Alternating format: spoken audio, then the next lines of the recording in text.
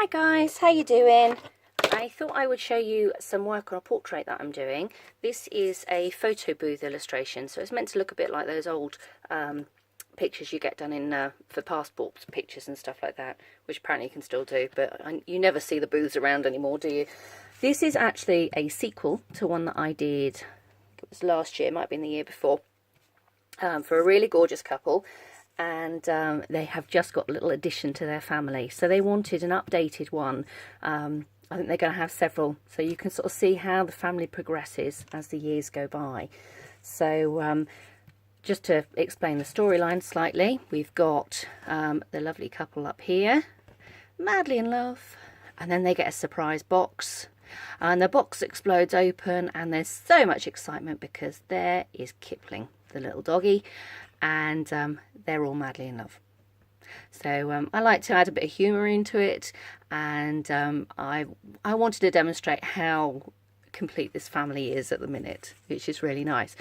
Now what I wanted to show you is how to do skin tones in particular, or rather how I do skin tones.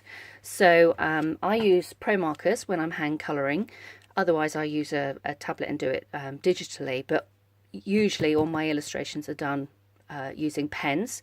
I have quite a lot of them, at various different ones. I also use Spectrum Noir, which, hang on a minute, these ones are Spectrum Noir.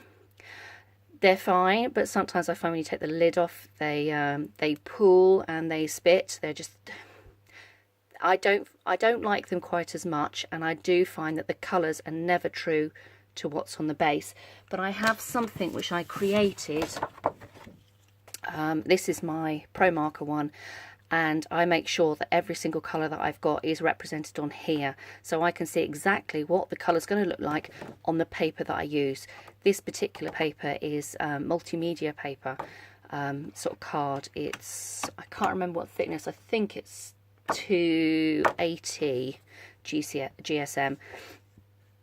As you can see, there are quite a few colours that I don't have, but I find that I can pick those up with my other ranges of pens, so it's not too bad. Eventually I will have them all. That is my aim anyway.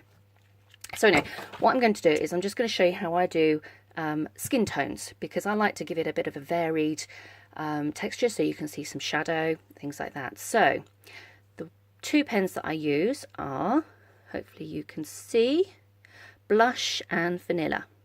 There you go. The promarkers have changed company, and so this is the old style. It says Letraset on it, and I mean they're exactly the same. There's no difference. You've got a fine point and you've got a wedge. I find these two particular pens I go through quite a lot. This is the new branding on it. Still exactly the same pen. Look, I'll show you. Fine point. Oh. Wedge. Sorry about the state of my nails. Although they are clean, they've been in a constant state of craft recently. So, right, so I'm just going to zoom in just a tiny bit. Hopefully. There we go. And then I will show you on this top one. So I start off with the blush, and I tend to use circular motion so I don't get streaks.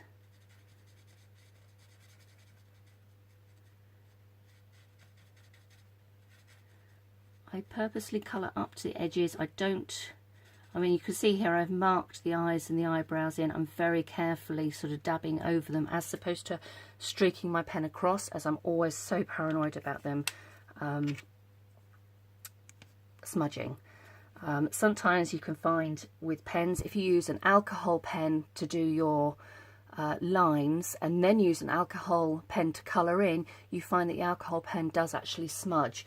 I find the best pen I use, oddly enough, is a good old-fashioned barrel. Remember these in school? My first ever writing pen was one of these. It was fab.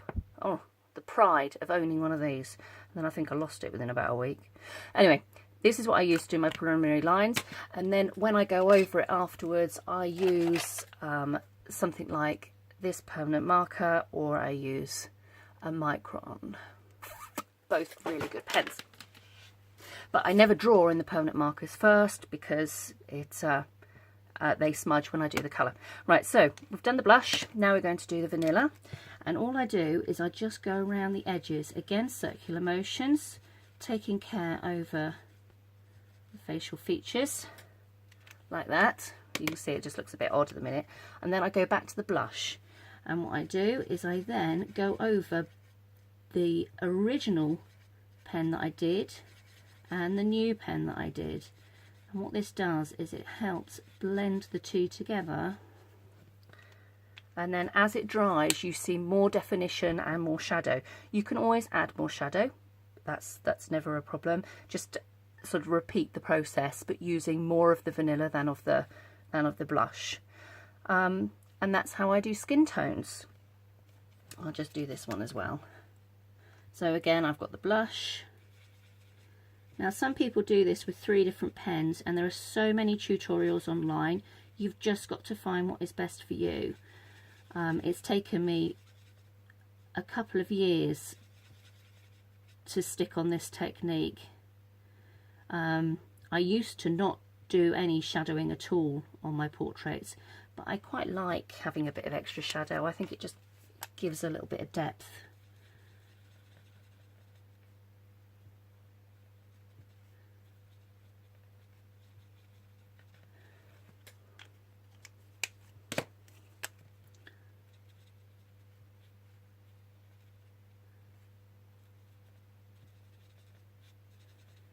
Quite often what I do is I actually draw the features on when I have finished the portrait.